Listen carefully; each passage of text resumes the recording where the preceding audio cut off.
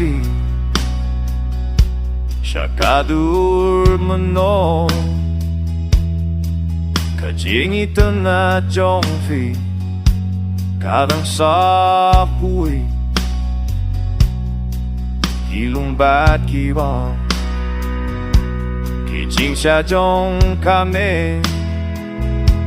Kibongken mo ye ni bapi Kajay kajingit Shake away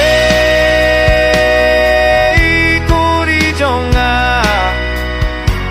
Hinde ban kret Ya kajia de bapi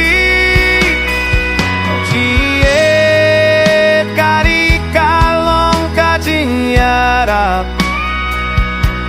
Pane pensai akan nambat kapuro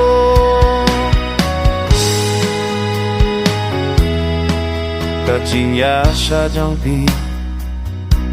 Kapon suryangi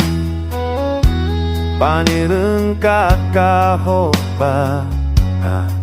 Sing shisha Gandeka shinra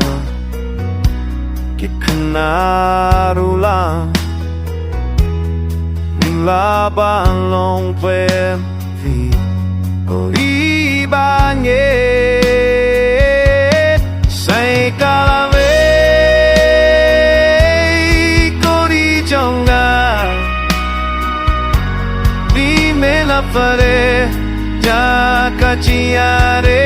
gidaki Shiniye kari janamiya Panen sang kanata kahu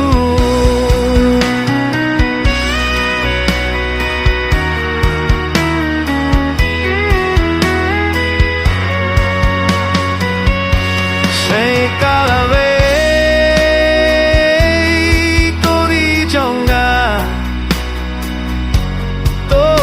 Kajingit pasisya kapulog kajing atrelan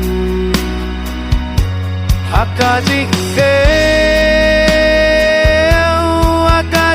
aday Pantay beang yakapur te ba